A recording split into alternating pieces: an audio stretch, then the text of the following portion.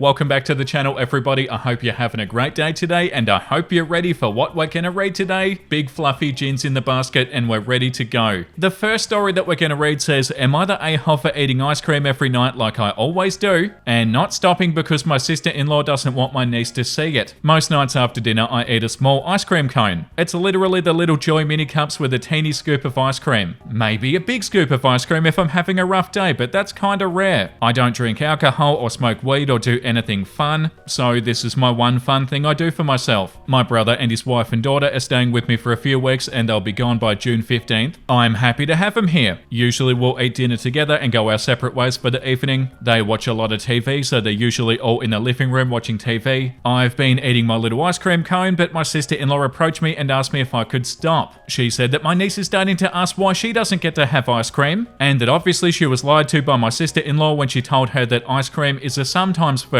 I said that I wasn't going to stop, but I could wait until she was in bed. I figured that that was a good compromise, and I do get that she is trying to raise her little girl to have a healthy relationship with food, but waiting until she was in bed didn't work because she came into the kitchen multiple times to ask me for some. My sister-in-law was definitely a little bit incredulous over it and kept on saying, "Really? Do you seriously need to eat ice cream every single day?" or stuff like that. Oh my god, the audacity. I said no, but she also doesn't need to drink a glass of wine every day either. She didn't like this and sighed a bunch and has been visibly annoyed with me since. My brother asked me if I could stop just to avoid the drama, so aka keep the peace. No. But I said I deserve my little treats. Am I the a-hole? No. Yeah, like this comment says, not the a-hole. I can't stand parents like this. The world's not going to cater to your child. If they bend every little thing because they don't want to deal with their child asking for stuff, how is your niece ever going to learn to accept no? The kid needs to learn that sometimes people have things that they can't have, especially adults. Keep eating your ice cream and ignore your sister-in-law. Yeah, and this comment too, not the a-hole. Why can't your brother's wife drop it to avoid drama? Like it's your house. The audacity, sitting watching TV in your living room, telling you not to have a little treat. They could always rent an Airbnb for the next 2-3 weeks if it's that big of a deal. What entitlement? And the comment below that says, not the a-hole. The audacity to come to somebody whose house you're staying in for free and tell them to stop doing their daily routine because you don't want to parent your child. My brother asked me if I could just stop to avoid the drama. That part of it is so frustrating. So you need to go along with this and you need to keep the peace and you need to avoid the drama. The audacity. Post number 2. Am I the a-hole for making it absolutely clear that my wife and I are not naming our child after my dad's late wife who died a few months ago? Last year, my dad lost his wife of 20 years. A few weeks after her death, my wife and I learned that we were expecting our first child. My dad saw this as a gift from his wife, and he and my half-siblings, all in their teens, expected me to name my child after her. Why would they ever expect that? Either with the first or the middle name, and my dad even argued that we could still use a masculine version of the name if we had a boy. Yeah, this was not something that I ever intended to do, and I told my dad that we weren't looking at her name or any similar names for our child. My dad told me that made no sense given the timing of everything. The timing of it doesn't mean that they have to name their child after her. The fact that that's their expectation is so wild. My wife and I pulled back from him and my half-siblings over this. Their anger over the decision has been strong and my dad's been trying like hell to convince me otherwise. He doesn't know the sex of the baby, but I know the name's gonna bother him. We decided to honor my late mum in a less direct way by naming our daughter after a flower that was my mum's favorite. My dad will pick up on it immediately, and I know that it's gonna bother him that I chose to honor my mum over his wife. So I decided to come in firmly and make it clear and leave no room for doubt that my wife and I are not choosing his wife's name or anything connected to her. I told him that it's not up for discussion or debate anymore and the choice is final, and that the signs he and my half-sibling saw to make it make sense were not shared by me. Yeah, like just because they feel like it's so obvious that you need to name your child after her, that they actually expect you to do that, that doesn't mean that you need to feel the same. In my mind, she had 3 kids, so one of them can name a future child after her, but she was not my mother and I was not too fond of her. That's simply it. Her death changed nothing for me regarding that, and she's not somebody that I'd want to name my child after. Yeah, and even if you were super fond of her and you were super close to her and you loved her dearly, that still wouldn't mean that you had to name your child after her. Ever since I came out and spoke clearly, I can see the anger in my dad and half-siblings has intensified. They haven't told me directly, but they rant about me to other relatives and they've said that I'm an insensitive a-hole. Oh my god. You're an a-hole because you want to choose the name of your child. No, you're not. My dad even ranted to relatives about the length of time that she was in my life versus my mum and how disgusting it is that I wouldn't honour that. He does not know that we've chosen a name that ties to my mum. This is only him ranting. But I want to know if people think that I'm the a-hole to be so firm about this, or for outright rejecting the idea even. Am I the a-hole? Of course not. This is so irritating. This is your child. Your child is going to be their own person. Your dad's acting like your child is all about him and his wife. You don't have to name your child after anybody. Nobody does. And OP said, my dad believes that I needed to honour his second wife over mum. Well, he's wrong. You don't have to do anything. It's not the first time I've wondered if he and my mum had a bad marriage before she died, but some of his comments have certainly made me question it more. Yeah, you don't have to do anything. This is so selfish of him. OP, your dad could not be more out of line. The comment below that says, not the a-hole. There is so much displaced grief being concentrated on this naming issue. Nobody but the parents has the right to choose their child's name, period. The fact that there's anger on the part of your father and half-siblings about this is truly sad, when this should be a joyful time for the expectant parents. Your dad and half-siblings could benefit from some grief counselling. Their demands are so inappropriate, and getting their way renaming your child won't bring your dad's late wife back, and probably wouldn't make them feel any better. The poor child isn't a comfort object, she's a human being. It is so inappropriate that they're demanding this. Like, oh my god. The comment below that says, your father's the one being disrespectful to you. You're an adult married man with your own wife naming your own child. Who he as an adult chose to marry and the children he had with her has nothing to do with your life, or your child, or the choices you make in your own home. You're not the a-hole here. He and his child are the entitled a-holes. Yeah, it's so entitled and so disrespectful. Like, I'm sorry that you expected something super unreasonable. Like, that's a you problem. OP's not an a-hole because you're being super unreasonable. Yeah, and the comment below that too, your dad and half-siblings are way out of line. They're not somehow privileged to make demands on the name of your child. They are ridiculous a-holes and you are not. Yeah, like, why do they suddenly feel so entitled to this? Oh yeah, I get to decide what you name your child, and I'm gonna tell all the relatives that you're an a-hole because you're not doing what I say? OP, your dad needs to read this post. Like, it's so frustrating that he even expected this, but it's even more frustrating that he feels like he's in the right, and that OP's somehow an a-hole because they want to choose their own child's name. The audacity. Oh no, he's going back to bed. Beautiful, he's so cute. So weird and so cute. The next one says, am I the a-hole for not claiming my friend's mistake on my insurance? Hi, I, 26 female, and my friend from college, 26 female, both moved into the same apartment building. She lives on the floor above mine. One weekend, she put me along with a bunch of our mutual friends in a group chat because she wanted to have a barbecue on our roof. She has hosted many before, but this would be the first one that I ever attended. Oh, what happened? I'm actually scared. The title said, not claiming my friend's mistake on my insurance. Because I don't eat red meat, I did not eat anything that was cooked on the grill and only brought chips, a bottle, and paper plates. When the day was over, the group of us went downstairs to watch a reality show. My friend who lives in the building and the girl who owned the grill discussed that they would leave the grill to cool off. Once the reality show was over, I went back to my apartment and I went to sleep.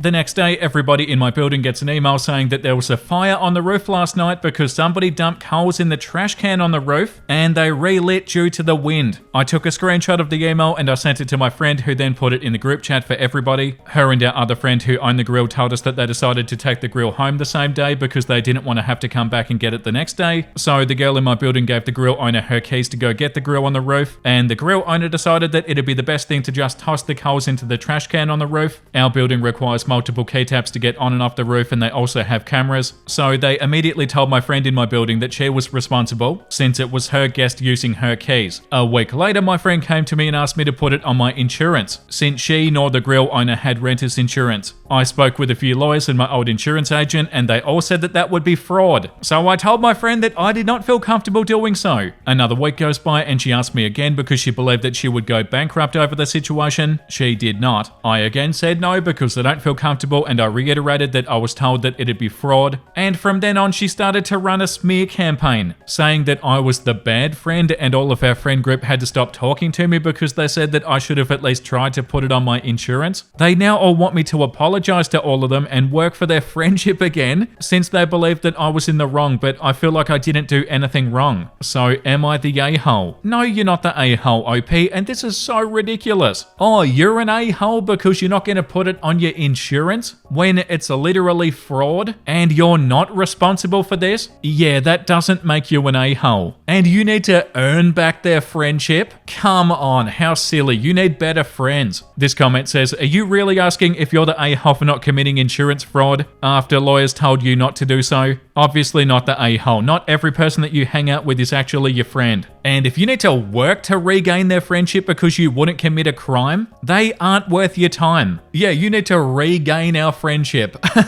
Oh, take a hike. And the comment above that says, not the a-hole. Sorry, I spoke to a lawyer and they advised me against committing insurance fraud and get better friends. The top comment says, wow, sounds like you just cut a bunch of cancer out of your life. Congratulations. Your lawyers told you that it's fraud. Why haven't you said those words to these people? If they still want you to commit fraud, explain to them that you're not a stupid criminal and that it's not your fault that somebody couldn't use common sense handling a grill and hot coals. They made these plans and they planned poorly and they damaged the roof and they're responsible. Not one of those incredibly stupid short-sighted decisions involved you. Furthermore, doesn't your complex make you provide insurance before moving in? She just didn't get any and wants other people to cover her irresponsibility? I don't know what's worse here, dumping smoldering coals into a trash can you know is filled with flammable material, or trying to blame the woman who didn't eat anything off the damn grill because she won't cover your stupidity. You're not the a-hole in any way. These two girls owe you an apology first, and then the rest can apologize for their sheep behavior. They're all in the wrong. And OP said, just to clarify, I did tell them what the lawyers and old agent said, and the girl got mad at one of our other friends because their mum was one of the lawyers that I spoke with. Yeah, very much a not the a-hole consensus, and it seems like OP needs some better friends. The next one, am I the a-hole for telling mother-in-law that she isn't entitled to set a schedule with our daughter? Huge rant, am I the a-hole? I'm 37 weeks pregnant and my husband's mum seems to be making my pregnancy about her. For context, mother-in-law is incredibly excited to be a first and possibly only time grandma. Additionally, hubby's brother passed away when we were young adults, so hubby's now an only child. Mother-in-law still has a very hard time with the loss of her first son, and hubby is now the last of his family name until our girl enters as the next generation. So the grandchild pressure has always been huge on us. Edit to add to the relevance of family loss, our daughter is due on mother-in-law's late son's birthday. I can't help but feel like mother-in-law's making my pregnancy about her. In the beginning, we asked her specifically not to tell anybody until we decided to tell people, and within seconds of us telling her, she had her phone in her hand and was texting family. She's also a hairdresser and told every single one of her clients that she was going to be a grandma. She thrifted one of everything for her house without consulting us. She had a grandma shower with some of her old ladies who she cuts hair for at a convalescent home, and reported to me, in brackets not asking, that she's going to be bringing my daughter there and letting all the ladies take turns holding my kid whenever she does hair there.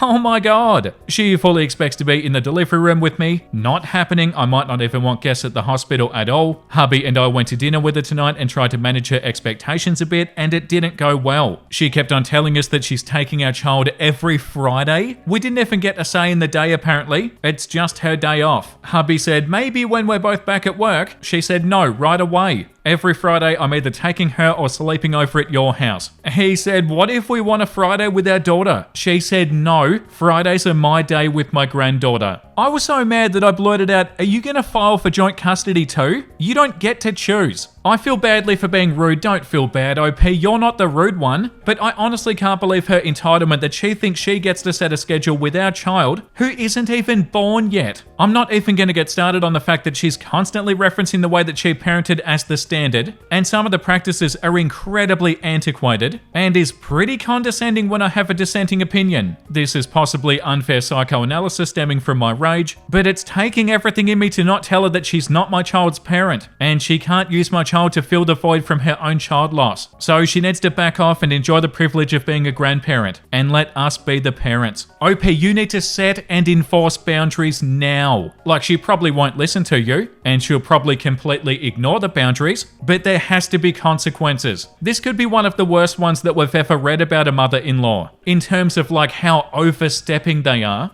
I know when the baby gets here that I'll be welcoming help and advice, even from her. And much of this is me being angry and overprotective as a first-time parent. Am I the a-hole for feeling this way and thinking these things? No, not at all. Edit to add, whoa, I did not expect so many replies. Thank you for all of your insight. I wanted to add for those who asked me about my husband's handling his mother. I got up and left the table at dinner and my husband was very straightforward with mother-in-law that she needs to erase any expectation and any entitlement that she has in her mind because we're not committing to any plans or accommodating any other people's schedules when our daughter arrives. She pushed back in the beginning but ultimately agreed and was much better for the rest of the dinner. We're going to continue to express our boundaries and if there is another overstep from her regarding expectations, we will take more dramatic measures. Yeah, you're going to have to, OP, because otherwise she'll keep on doing this. The top comment says, not the a-hole. What's wrong with most mother-in-laws on the internet? Give in once and she'll walk all over you forever. Keep presenting a united front with your husband and keep repeating no.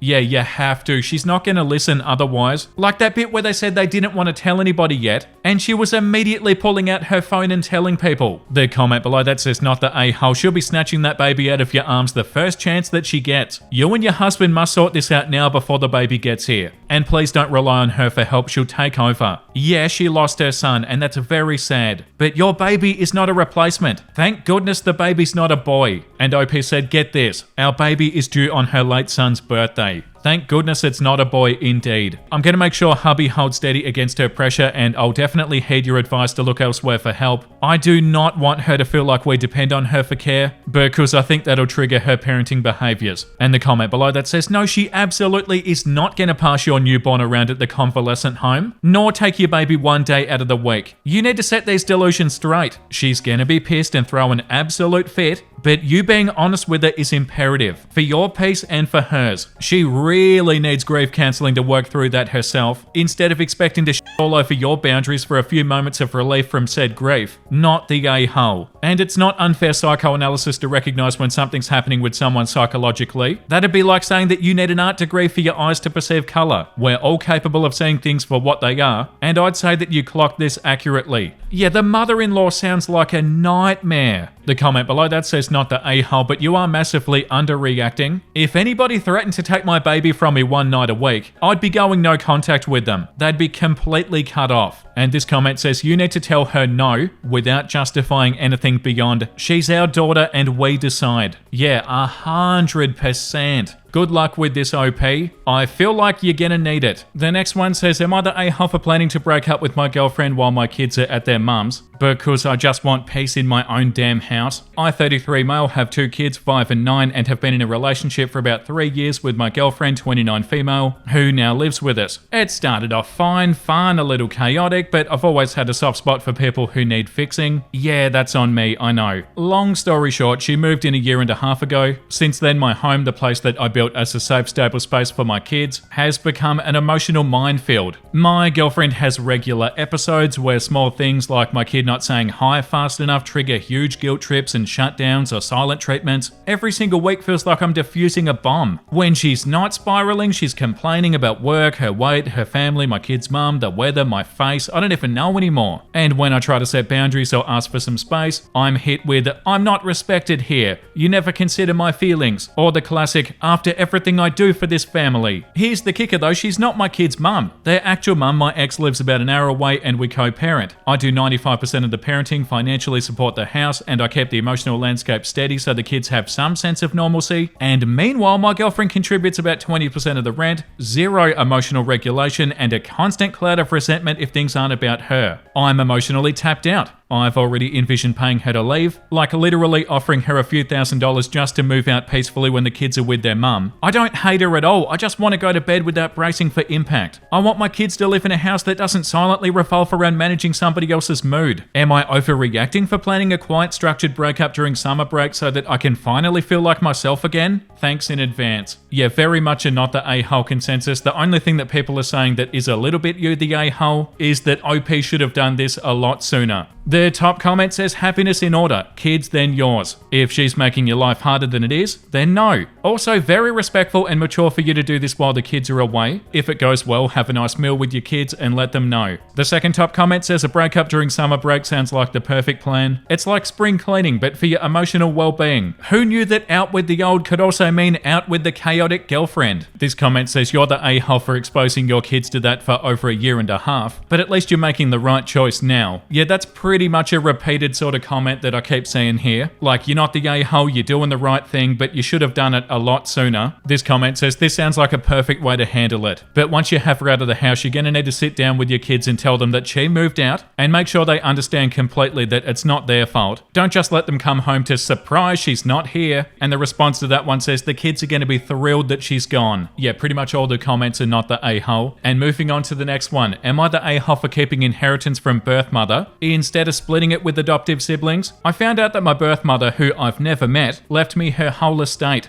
180 grand. I was adopted at birth by a wonderful family with 2 other adopted kids, and my siblings are now saying that it isn't fair that I got everything when they also deserve it being adopted as well. They want to split it 3 ways. My parents are staying neutral, which I can tell is uncomfortable, but the thing is, it was my birth mother. She chose to find me and to leave me this money. My siblings have their own birth families that they could easily have a connection to someday. For me, this feels like my one connection to where I came from. Now family dinners are awkward because my siblings barely talk to me. Am I being selfish keeping money that was legally left to me? No, not even a little bit. They're not entitled to anything. This comment says you're joking, right? In what imaginary world would your siblings feel they deserve money from somebody that they have no legal connection to and have never met? Yeah, the entitlement is out of control. They're completely out of line. I don't know why they feel entitled to this. Yeah, they're not entitled to anything here, and I don't feel like there's really much else to say. It's a pretty simple one, I feel like. The next one. Would I be the a-hole if I tell my boyfriend how disappointed I am in the date that he took me on? For background, my boyfriend doesn't make a lot of money. I don't mind this at all, but it also means that we don't go out much because he doesn't like me paying for him. So when he told me that he wanted to take me to a nice dinner on him, I was pleasantly surprised. Turns out that his mum had given him a $50 voucher for a nice restaurant nearby, and he said that he'd saved up a bit of money to cover the rest. He had been to the restaurant before and had always raved about the beef Wellington, and I was excited. We got there and sat down, and he ordered a beer, so I followed suit and I got the same. He made a comment about just this one and then waters after this, okay? Not a problem. We started looking at the menu, and again he was raving about the beef Wellington. I said that sounded amazing and I think I'll try that. Then he says, okay great, so I'll order that. Now maybe let's look at some of the pastas. I was confused for a minute, and then he pointed out a penne alla vodka, the cheapest item on the menu, and mentioned how that looked good. I agreed but said what happened to wanting the beef Wellington. He said, yeah, I'm gonna order that. I was thinking the penne for you, and then we can try both. I called on at this point that the budget wouldn't cover us both getting a pricey meal, so I agreed to order the pasta. I was a bit annoyed, but whatever. I also noticed at this point that there's a plate splitting fee on the menu. To be honest, I don't really know what that even is, but I assume it means there's a fee if you want to split your meals between you. We put our food orders in and our drinks are empty at this point, so I asked for a water like he indicated. He orders another beer for himself. Now I'm a bit more annoyed. I did consider telling him that I'd pay for my portion just so that I could order the stuff that I actually wanted, but I didn't want to imply that he wasn't spending enough on me when he was so excited about taking me out and paying for it himself. Anyway, our food comes and he's in heaven. I admit the pasta was actually amazing as well. I had a bite of his, but I declined when he offered to put half of it on my plate, out of fear of the previously mentioned plate splitting fee. He orders another 2 beers for himself during the dinner, but what, you're not allowed to get any drinks? I didn't end up finishing my meal because I was honestly so uncomfortable most of the time. Then at the end they came with the bill and a box for my leftovers, and he takes the box of leftover pasta and says, I can't wait for my mum to try this. She's gonna be so happy there's some left over for her. Your leftovers.